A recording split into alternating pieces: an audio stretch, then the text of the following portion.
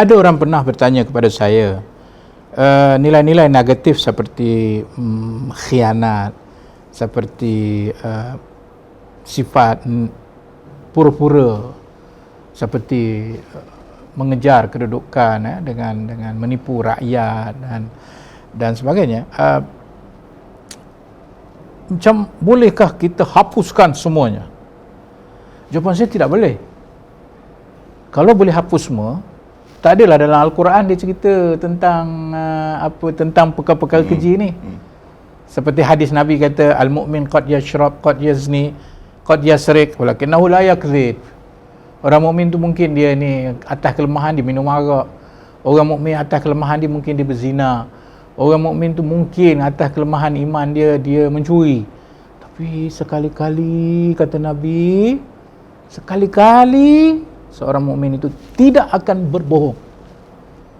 Seolah macam kalau kau berbohong ni kau memang teruklah kau bukan mukmin lah. Bila kita cerita bab amanah, bila kita cerita bab integriti, teras dia kepada lahirnya perbuatan ni apa? Pembohongan. Pembohongan. Pembohongan pada diri dia, pembohongan kepada parti dia, pembohongan kepada rakyat yang mengundi dia, pembohongan kepada negara yang meletakkan harapan, dan pembohongan kepada rakyat yang memberikan kepadanya semua amanah-amanah ini. Sebab itu Nabi kata, minum arak boleh jadi dia lemah. Bukanlah kata boleh, tapi kelemahan manusia. Tapi sama sekali seorang itu tidak akan berbohong.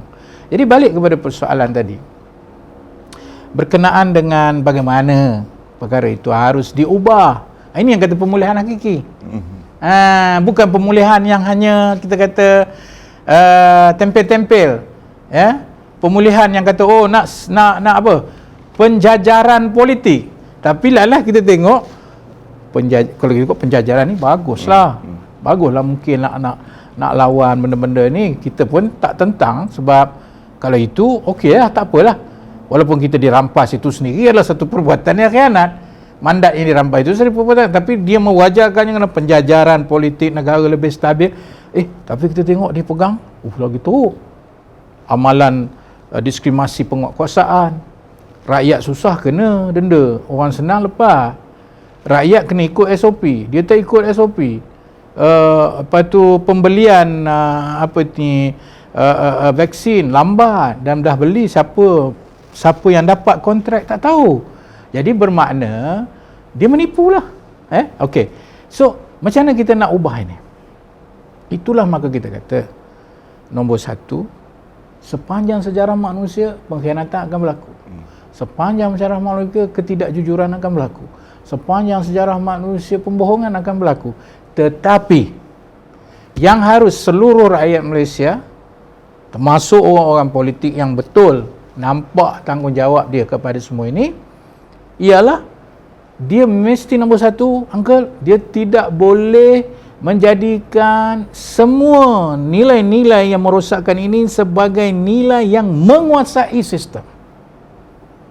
Nilai itu dianggap sebagai satu jenayah. Macam saya kata, kalau orang tu curi duit rakyat dah terbukti dah 1MDB, dia kata ni bukan duit rakyat. Bukan duit rakyat apa, ini sovereign fund. Sovereign fund ni untuk memajukan apa sahaja pelaburan yang boleh memulangkan balik kebaikan itu kepada negara. So, bukan duit dia, bukan duit private, duit kerajaan lah. Baik. Tapi dia kata itu bukan duit rakyat. Tapi itu pembohongan yang sangat nyata lah. Tak apalah. Tapi saya nak cerita, dah jelas, dah terbukti. Bahkan evidence itu bukan hanya di Malaysia, tapi dari luar negara. FB yang buat siasatan itu menyebut 16 individu. Salah satu individu itulah orang yang kena didapati bersalah ini. Tapi dalam negara kita, dia tidak dianggap sebagai penjenayah. Dia dianggap wira oleh parti tertentu dan orang-orang individu tertentu.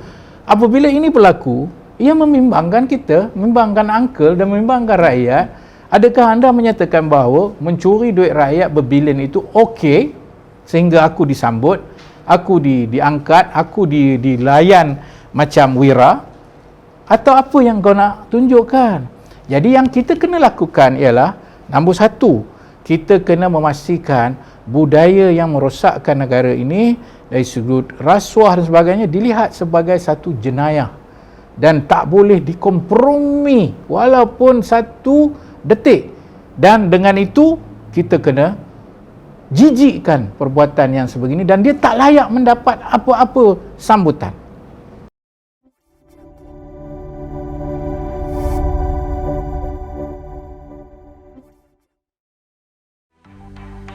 Mencari maklumat dan berita politik yang bebas, kupasan yang tepat, panas. Dapatkannya secara eksklusif hanya di Jom Channel.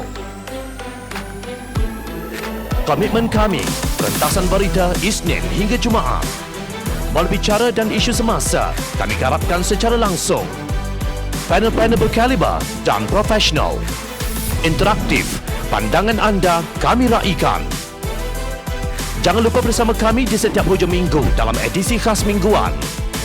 Jom Channel, moving forward, sharing a new experience.